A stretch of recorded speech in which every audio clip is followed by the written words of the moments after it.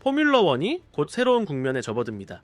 2026년부터는 예산 상한제가 크게 달라지면서 진짜로 균형을 가져올지 아니면은 빅팀들에게만 유리하게 작용할지 의문이 커지고 있죠. 메르세데스에서는 조지 러셀이 아직 계약서에 사인하지 않았습니다. 협상 뒤에는 겉으로 보이는 것보다 훨씬 큰 리스크가 숨어 있다는 얘기도 나오고 있어요. 그리고 막스 베르스타펜, 포뮬러 1에서 다시 우승을 거둔 그는 색다른 도전을 택했습니다. 바로 녹색 지옥이라 불리는 뉴르부르크링에서 페라리 GT3를 몰게 된 거죠. 자, 그러니 좋아요 눌러주시고 결승선 채널 구독과 하이프 클릭도 부탁드립니다. 모든 출처는 설명란에서 확인하실 수 있습니다.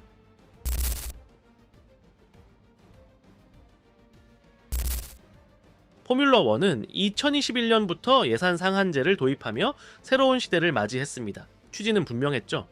지출을 통제하고 작은 팀들에게 숨 쉴 틈을 주며 자본력이 무한한 빅팀들이 끝없이 지배하지 못하게 막겠다는 것이었습니다.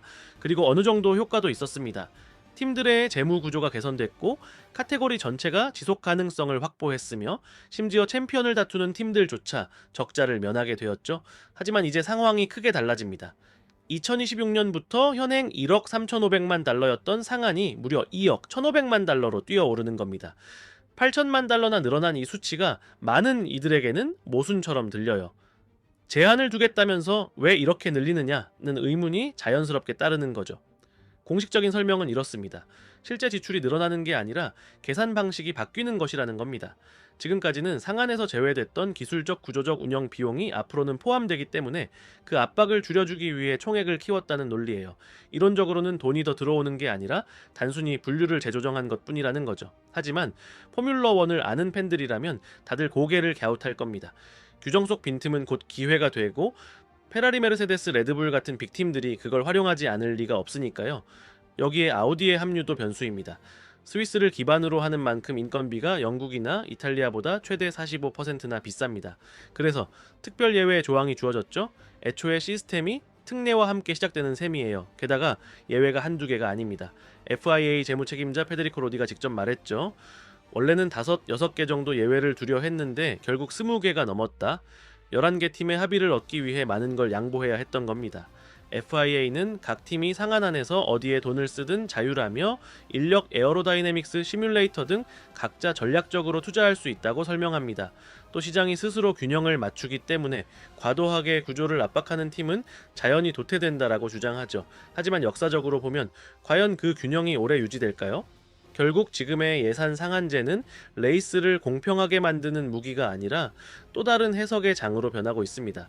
표면적으로는 평준화를 내세우지만 실제로는 돈을 가진 팀들이 규정 안에서든 밖에서든 어떻게든 자원을 성과로 바꾸려 들 테니까요. 결국 질문은 하나로 모입니다.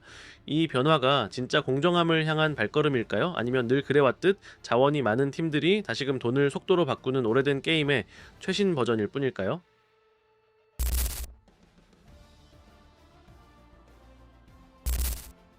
2025년 시즌이 막바지에 다다르면서 팀들이 이미 2026년을 준비하는 가운데 여전히 남아있는 의문이 하나 있습니다. 왜 메르세데스는 아직도 조지 러셀의 재계약을 발표하지 않았을까 하는 거죠. 누구나 알고 있어요. 러셀은 남습니다. 토토볼프도 숨기지 않았고 러셀 역시 당장 다른 팀으로 갈 상황이 아니죠. 그럼에도 불구하고 계약은 미뤄지고 있습니다. 처음엔 단순한 행정 절차처럼 보였습니다. 언론 일정이나 마케팅 세션을 줄이고 싶어하는 러셀의 요구 정도로 여겨졌죠. 하지만 시간이 지나면서 테이블 위에는 훨씬 더 많은 게 있다는 게 드러났습니다. 첫 번째는 돈입니다. 러셀은 지난 몇 년간 꾸준히 성과를 내며 그리드 최상위 드라이버 중 한 명으로 자리 잡았습니다. 당연히 그에 맞는 대우를 요구하고 있고 지금은 맥라렌의 랜도 노리스가 받는 수준에 가까운 연봉을 원하죠. 메르세데스가 러셀을 새 레귤레이션 체제의 리더로 세울 생각이라면 그에 걸맞게 보상해야 한다는 겁니다. 두 번째는 계약 기간입니다. 보통은 2027년까지 2년 계약이겠지만 지금은 1+1 계약안이 돌고 있습니다. 즉 2026년은 확정이고 2027년은 옵션으로 남겨두는 방식이죠. 이 구조를 원하는 쪽은 누구일까요? 버전에 따라 다릅니다. 메르세데스 입장에서는 합리적이에요. 만약 막스 베르스타펜이 레드불을 떠난다면 2027년 시트를 열어두는 게 전략적으로 유리하니까요. 볼프의 오랜 꿈은 베르스타펜을 브레클리로 데려오는 것이었으니 그 문은 조금이라도 열려 있어야 합니다. 반대로 러셀에게도 1+1은 매력적입니다. 그는 아직 챔피언십을 노릴 수 있는 차를 타본 적이 없어요. 만약 메르세데스가 새로운 규정에서 실패한다면 그는 시장을 자유롭게 탐색할 권리를 원합니다. 페라리, 맥라렌, 심지어 레드불까지 가능성이 열릴 수 있죠. 그리고 지금 러셀의 가치는 최고조에 있습니다. 자, 흥미로운 디테일도 하나 있습니다. 러셀은 메르세데스와 매니지먼트 계약을 맺고 있지만 그것이 곧 팀 잔류를 강제하지는 않아요. 만약 다른 빅팀이 제안한다면 메르세데스는 러셀을 대신해 협상해야만 하고 그것이 곧 경쟁팀으로 그를 떠나보내는 상황이 될 수도 있는 거죠. 결국 2026년에는 러셀이 메르세데스에 남는 게 확실합니다. 하지만 2027년부터는 이야기가 달라집니다. 점점 커지는 러셀의 입지일까요? 아니면 베르스타펜을 데려오려는 메르세데스의 야망일까요? 누가 더 힘을 줄지는 곧 드러날 겁니다. 확실한 건 하나예요. 지금 러셀은 분명 그리드에서 가장 가치 있는 드라이버 중 한 명이라는 사실, 토토 볼프도 잘 알고 있습니다. 아직 베르스타펜은 없고 안토넬리는 아직 가능성일 뿐, 메르세데스가 러셀을 붙잡아야 하는 이유는 여기에 있습니다.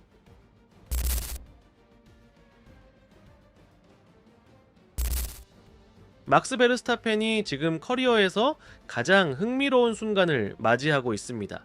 포뮬러 1에서는 몬차와 바쿠에서 연승을 거두며 레드불을 다시 경쟁 구도 안으로 끌어올렸고 맥라렌을 위협할 수 있다는 걸 보여줬죠.